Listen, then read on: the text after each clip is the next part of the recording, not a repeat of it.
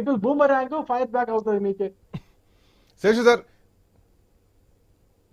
Sir ground లో technical issues ఉన్నాయంటున్నారు. రైతు రుణమాఫీ విషయంలో మేము చిత్తశుద్ధితో ఉన్నాం, మేము రుణమాఫీ చేస్తున్నాం, ఆగస్టు 15కు 3వ దశ రైతు రుణమాఫీ చేస్తాం అన్నది కనిపిస్తోంది. అయితే రైతు ప్రభుత్వం నీళ్లు విడుదల చేస్తున్నాం, పొలాలకు నీళ్లు ఇస్తున్నాం, సాగునీరు సరే వర్షాలు వడ్డంకి ఇస్తున్నారా, వర్షాలకు ముందు ఎన్ని లక్షల ఎకరాల పంట ఎండిపోయింది, ఇది ఇంకో సబ్జెక్టు, అప్పుడు కూడా చర్చలు జరిగినాయి.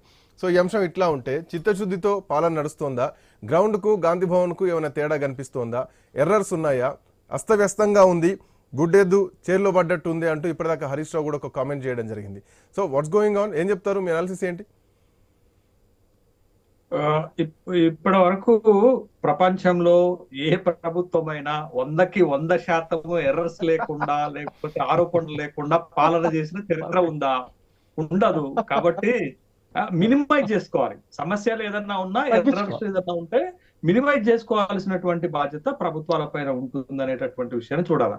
ఇప్పుడు కాంగ్రెస్ ప్రభుత్వానికి వచ్చినటువంటి చిక్కు ఏంటంటే తెలంగాణ రాష్ట్రంలో ముఖ్యంగా ఈ అగ్రికల్చరు ఫార్మర్ సెంట్రిక్ వ్యవస్థ ఉంది కదా, కేసీఆర్ తో పోలుస్తారు అన్నట్టు. కేసీఆర్ తో పోల్చినప్పుడు రేవంత్ రెడ్డి ఎక్కడ తగ్గినా, రేవంత్ రెడ్డి ప్రభుత్వం ఎక్కడ తగ్గినా అది డిమెరిట్ గానే మనకి కనపడుతుంది. కాబట్టి ఇప్పుడు కూడా ఈ ప్రభుత్వం కూడా రైతు సెంట్రిక్ గా పనిచేస్తున్నట్టుగా కొంత మనకైతే కనపడుతుంది. మనం ఒప్పుకొని తీరాల్సినటువంటి అంశమే.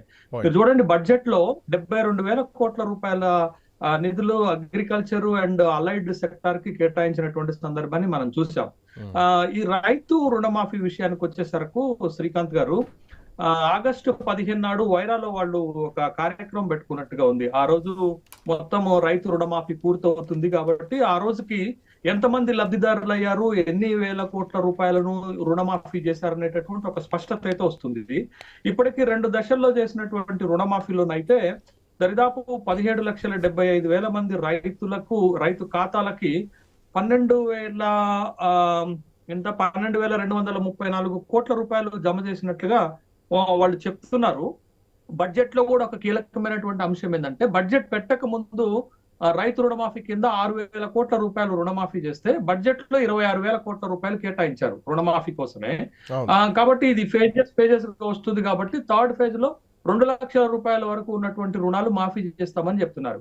అయితే నేనే స్వయంగా రైతు రుణమాఫీ నిబంధనలు ప్రభుత్వం వెల్లడి చేసినప్పుడు ప్రభుత్వానికి నేను ఒక అప్పీల్ చేశాను. డైరెక్ట్ గా ముఖ్యమంత్రి కార్యాలయానికి నేను ఒక లెటర్ పంపాను. మీరు పెట్టినటువంటి నిబంధనలో ఉన్నటువంటి ఈ ఫుడ్ సెక్యూరిటీ కార్డు నిబంధన పైన ఒక స్పష్టత ఇవ్వండి అని చెప్పాను. అది ఇచ్చారు. రెండోది ఏంటి అని అంటే, 2 లక్షల కంటే ఎక్కువ, ఇప్పుడు సపోజ్ ఒక రైతు 2,30,000 రూపాయలు తీసుకుంటే 30,000 రూపాయలు బ్యాంకు గడితేనే 2 లక్షల రూపాయల రుణం మాఫీ అవుతుందని ఒక నిబంధన పెట్టారు. మీరు హామీ ఇచ్చిన మేరకు 2 లక్షల రూపాయల రుణాన్ని మాఫీ చేయండి, 30,000 రూపాయలు తన వేబిలిటీని బట్టి, తన సౌకర్యాన్ని బట్టి, తన దగ్గర ఉన్నటువంటి డబ్బులను బట్టి చేసుకుంటాడు అనేటటువంటి ఒకటి చెప్పాము. తర్వాత ఏంటి అని అంటే, ఈ నిబంధనలు పెట్టడం వల్ల కొంతమంది అనర్హులయ్యారండి. ముఖ్యంగా ప్రధానమంత్రి కిసాన్ సమ్మాన్ యోజన నిబంధనలు తీసుకురావటము, తర్వాత crop loans, short term loans అనేటటువంటి నిబంధనలు తేవటం వల్ల చాలా మంది రుణమాఫీకి అర్హత కోల్పోయినట్టుగా చూసాం. కానీ ఒక్క విషయం అయితే గమనించాలండి మనం, 2014లో మన్మోహన్ సింగ్ ప్రభుత్వము దేశవ్యాప్తంగా 75,000 కోట్ల రూపాయల రుణాలు మాఫీ చేస్తే, ఇప్పుడు ఒక్క తెలంగాణ రాష్ట్రంలో ఉన్నటువంటి రైతులకు 31,000 కోట్ల రూపాయల రుణాలను మాఫీ చేయటం అంత ఆషామాషి విషయం కాదండి. అది ఖచ్చితంగా ఫైనాన్షియల్ బర్డన్ పెద్ద ఎత్తున రాష్ట్ర ప్రభుత్వం పైన పడుతుంది. అయినప్పటికీ కూడా హామీ ఇచ్చిన మేరకు రాష్ట్ర ప్రభుత్వం ముందుకు వచ్చిన దానికి ఆహ్వానించాల్సినటువంటి పరిణామంగా మనం చూడాలి. కాకపోతే ఉన్నటువంటి లోపాలను ప్రభుత్వం సరి చేసుకోవాలి. అక్కడక్కడ వ్యవసాయ శాఖ మంత్రి గారు తుమ్మల నాగేశ్వరరావు గారు చెప్తున్నారు, మొత్తం రుణమాఫీ ప్రక్రియ పూర్తయిన తర్వాత ఇక్కడ ఎవరైతే రుణమాఫీ కాలేదో, ఎవరైతే నిజమైనటువంటి అర్హులు ఉంటారో, ఒకవేళ టెక్నికల్ ఎర్రర్స్ కానీ ఇతర ఎర్రర్స్ వచ్చినటువంటి వాళ్ళకు కూడా ప్రభుత్వం న్యాయం చేస్తుందని చెప్తున్నారు. కట్టుబడి ఉండాలి. ఇంత పెద్ద ప్రక్రియ చేపడుతున్నప్పుడు ప్రభుత్వం ఇంకొన్ని జాగ్రత్తలు తీసుకొని ఉంటే ప్రభుత్వానికి చాలా మంచి పేరు వచ్చేది. అంటే చిన్న చిన్న లోపాలు ఎక్కడైనా జరుగుతాయి, లోపాలు లేకుండా చేసేటటువంటి ఆస్కారం లేదు. కానీ మరిన్ని కొన్ని జాగ్రత్తలు కనుక తీసుకొని ఉంటే కాంగ్రెస్ ప్రభుత్వానికి మంచి పేరు వచ్చేది. వీటితో పాటు సార్ మిగతా డిపార్ట్మెంట్లలో కూడా కీలకమైనటువంటి రంగాలకు మంత్రులుగా చేసిన వాళ్ళు చేసేటువంటి విమర్శలు చూస్తుంటే, ఎందుకంటే హైదరాబాద్ ఫర్ ఎగ్జాంపుల్ తీసుకుంటే ఐటీ రంగంలో హైదరాబాద్ బెంగళూరుని తలదన్నింది. హైదరాబాద్ అంటే బెంగళూరు పరిస్థితులను బట్టి హైదరాబాద్ పెరిగిందా, లేదంటే హైదరాబాద్ లో ఉన్నటువంటి ఇక్కడ ఇన్ఫ్రాస్ట్రక్చర్ బాగుందా, ఈ అంశం మళ్ళీ సపరేట్ డిస్కషన్ అయితే కనుక ఐటీ రంగం కాంగ్రెస్ ప్రభుత్వం వచ్చిన తర్వాత కుదేలేదని చెప్పేసి కేటీఆర్ అంటారు. రైతులు ఆగమవుతున్నారని చెప్పేసి హరీష్ రావు మాట్లాడతారు. ఇటు విద్యారంగంలో మరి ముఖ్యంగా మెడికల్ కళాశాల అడ్మిషన్ల విషయంలో ప్రభుత్వం జారీ చేసినటువంటి జీవో ఏదైతే ఉందో ఇవి సొంత రాష్ట్రంలో ఉన్నటువంటి విద్యార్థులకే నష్టం చేకూరేలా ఉన్నాయని చెప్పేసి ఇవన్నీ కొంచెం టెక్నికల్గా మాట్లాడుతున్నది కనిపిస్తుంది. సో ఇది ప్రభుత్వం ఈ ఎర్రర్స్ని ప్రతిపక్షం ఇచ్చే సూచనగా చూడాలా, లేదంటే విమర్శనగా చూడాలా, వీటికి ఎట్లాంటి వీళ్ళు టెక్నికల్గా క్లియరెన్స్ తీసుకోవాలి? ఇప్పుడు శ్రీకాంత్ గారు మీరు చెప్పిన దాంట్లోంచి ఒక కీలకమైనటువంటి అంశం చెప్తాను. హైదరాబాద్ లో ఐటీ ఫార్మా రంగాల డెవలప్మెంట్ ని అందరూ క్లెయిమ్ చేసుకుంటున్నారు. హైదరాబాద్ తెలంగాణని లేకపోతే ఉమ్మడి ఆంధ్రప్రదేశ్ లో పరిపాలించినటువంటి ముఖ్యమంత్రులందరూ కూడా నా హయాంలోనే డెవలప్ అయింది, నేనే దానికి పునాదులు వేసామని అందరూ క్లెయిమ్ చేసుకుంటున్నారు కదా. ఐటీ రంగం నా వల్లే వచ్చిందని చంద్రబాబు నాయుడు క్లెయిమ్ చేసుకుంటున్నారు. తర్వాత రింగ్ రోడ్డు తీసుకురావటం వల్ల హైదరాబాద్ కు ఒక రూపురేఖలు తీసుకొచ్చామని వైఎస్ రాజశేఖర రెడ్డి గారు లేకపోతే కాంగ్రెస్ ప్రభుత్వం క్లెయిమ్ చేసుకుంటుంది. తర్వాత బీఆర్ఎస్ ప్రభుత్వం వచ్చిన తర్వాత అసలు బెంగళూరుని తలదన్నే విధంగా హైదరాబాద్ ని ఐటీ హబ్ గా మేమే మార్చాము, తర్వాత ఫార్మా హబ్ గా మేమే మార్చామని క్లెయిమ్ చేసుకుంటున్నారు. ఇప్పుడు కాంగ్రెస్ ప్రభుత్వం మీద ఎట్లయినా ఒక విధంగా విమర్శ చేయాలనుకున్నప్పుడు అప్పటి వరకు ఐటీ శాఖ మంత్రిగా ఉన్నటువంటి తారక రామారావు గారు చేసే విమర్శ ఏంటంటే, ఇవాళ కాంగ్రెస్ ప్రభుత్వం అధికారంలోకి వచ్చిన తర్వాత ఐటీ మందగించింది హైదరాబాద్ లో అని అంటున్నాడు.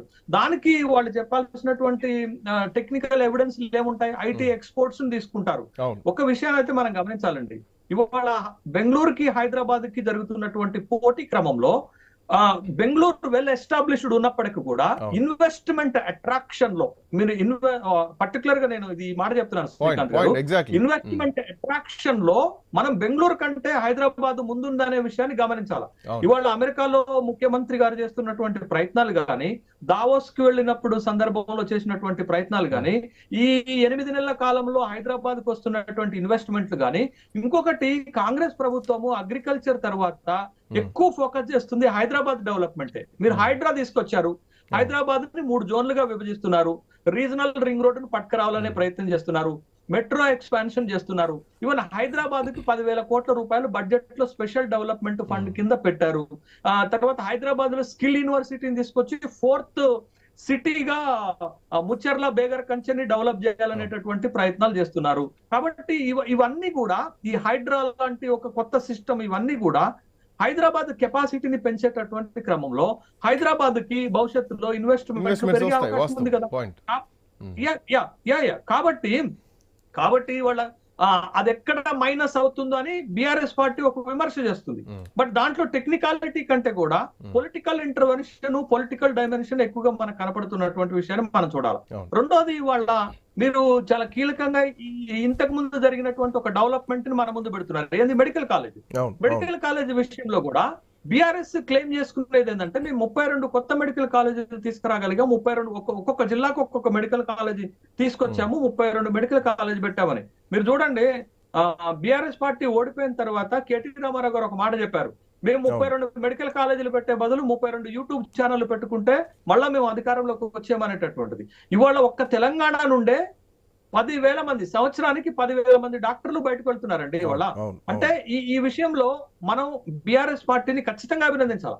ఖచ్చితంగా వాళ్ళు ఉన్నటువంటి హయాంలో తెలంగాణలో మెడికల్ కాలేజీల ఎస్టాబ్లిష్మెంట్ కోసం, బట్ సెంట్రల్ గవర్నమెంట్ సపోర్ట్ లేదు అని వాళ్ళు చెప్తున్నారు. కానీ 2018-19 బడ్జెట్ లో సెంట్రల్ గవర్నమెంట్ ఒక అవకాశం ఇచ్చింది, ప్రతి జిల్లాకు ఒక మెడికల్ కాలేజీ పెట్టుకోవడానికి కేంద్ర ప్రభుత్వమే ఒక అవకాశం ఇచ్చింది. కాబట్టి ఆ అవకాశాన్ని ఆసరాగా తీసుకొని ఇక్కడ బీఆర్ఎస్ ప్రభుత్వము ప్రతి జిల్లాకు ఒక మెడికల్ కాలేజీ తీసుకొచ్చేటటువంటి ప్రయత్నం చేసింది. కానీ దాంట్లో కేంద్ర ప్రభుత్వం సహకారం లేకుండా వీళ్ళు దేవటం.